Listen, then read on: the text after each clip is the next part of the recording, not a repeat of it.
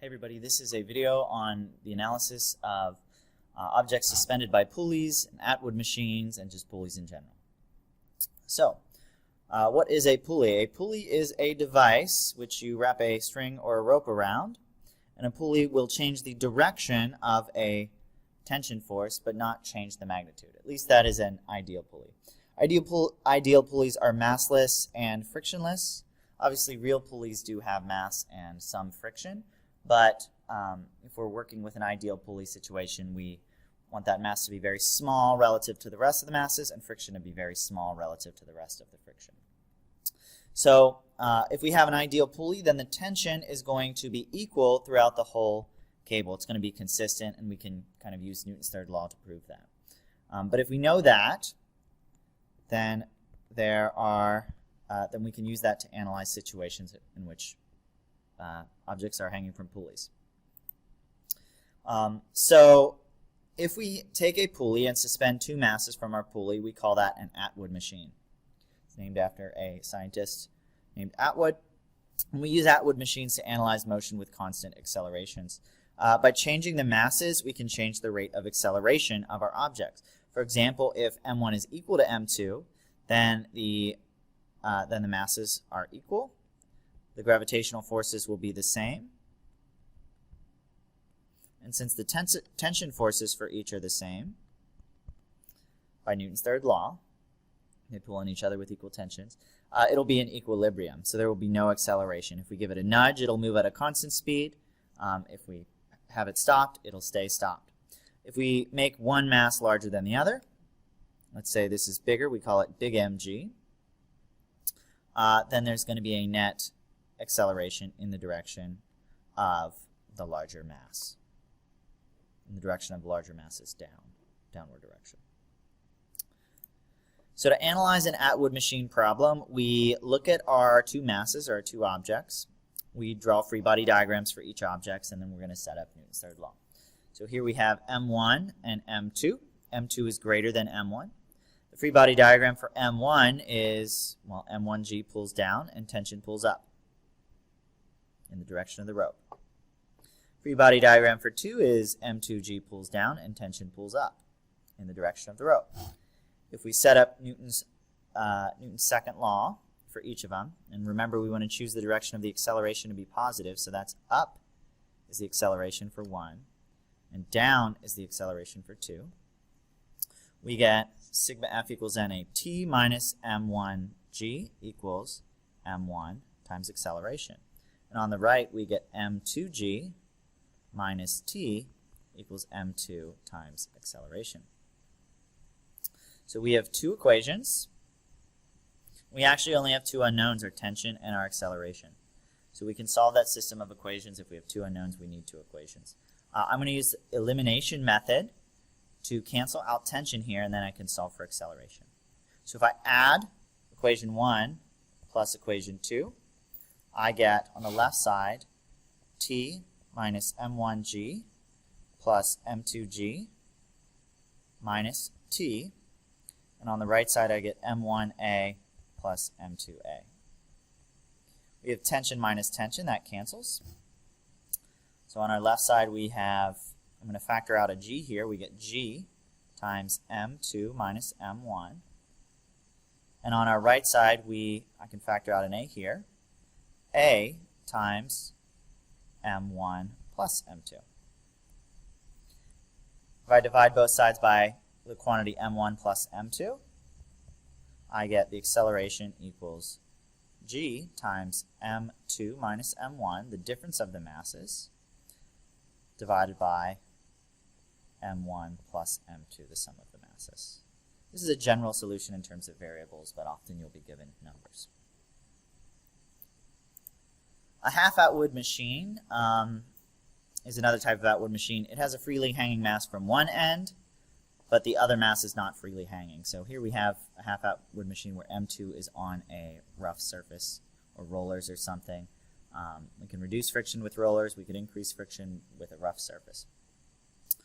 We solve it the same way. We do free body diagrams for both objects.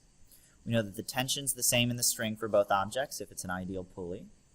We know the acceleration of both objects is the same because they're connected by a string. That string only stays a certain length, so they have to move together. We can solve a system of equations using Newton's second law. So let's do an example. Two masses, M1 and M2, are connected by a taut string.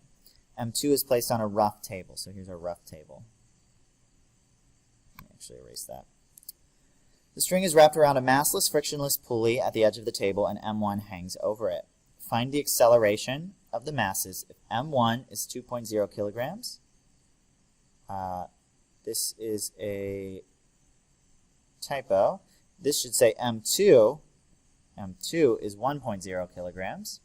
And the coefficient of friction between M2 and the table is 0.74. So I'm going to start with free body diagrams for both objects and figure out what I know. I'm going to do M2 first. So downward we have M2G. Upward we have the normal force, which is just equal to M2G, because they cancel. To the right we have a tension force, and to the left we have friction, which is just mu times the normal force. And over here I'm going to do M1 as well. For M1 we have a downward force of M1G and an upward force of just tension. So let's solve for what we know. Since M1 equals 2.0 kilograms, M1G is just equal to that times 9.8. 2 times 9.8, 19.6 newtons. So M1G equals 19.6 newtons. M2 is 1.0 kilograms. So M2G is just 1 times 9.8, 9.8 newtons. That's 9.8 newtons. I also know my coefficient of friction is 0.74. Okay, so let's fill in what we can. I'm also going to add the fact that the acceleration is going to be down here and the acceleration is going to be to the right on this other one. But since I don't know the acceleration, I can't solve for the tension for the second object. But for M1. That's the hanging object. Let's look at our first object. We know that gravity has to cancel the normal force. So that's going to be 9.8 newtons. And we can calculate the frictional force. It's just mu times the normal force. So frictional force is just equal to 0.74 times 9.8 newtons. It's going to be I'm going to do 3 sig figs and I'll round at the end, 7.25 newtons. 7.25 newtons. And we don't know the acceleration, so we can't solve for tension, so let's set up our Newton's second law equation. I'm going to look in the x direction on this one and the direction of the acceleration on the second one. So here we have tension minus friction equals m2a. And here we have, since we're accelerating downward, m1g minus tension equals m1a. We know friction.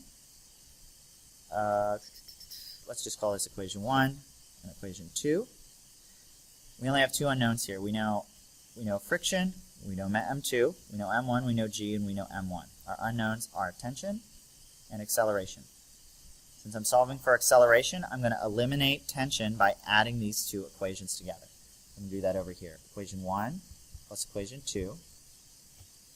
Let's add them together. The left side becomes tension minus friction plus m1g minus tension. And the right side becomes m2a plus m1a. Tension minus tension cancels. So my left side becomes m1g minus force of friction. And my right side becomes, looks like I have a in both terms, so I'm going to factor it out. A times m1 plus m2. If I divide both sides by m1 plus m2, I solve it, I get m1g minus friction divided by divided by m1 plus m2 is equal to my acceleration. There's my equation, just plug in numbers now. We've already solved for m1g, f, m1, and m2, so that's pretty easy. M1g is 19.6 newtons. Friction is 7.25 newtons. Divided by the sum of the two masses, that's 2.0 kilograms plus 1.0 kilograms. 19.6 minus 7.25 equals about 12.35 newtons divided by 3.0 kilograms. That's 4.12. And the units are going to be newtons over kilograms, so meters per second squared. So it accelerates down at about half the rate of normal gravity. So that's that. This is how we're going to solve these pulley problems and Atwood problems. Free body diagrams for each object. Newton's second law of motion to set up the equations. Then we could use elimination or substitution or really any methods we know to solve our system of equations for our unknown variables. That's all. Hope that was helpful. Bye.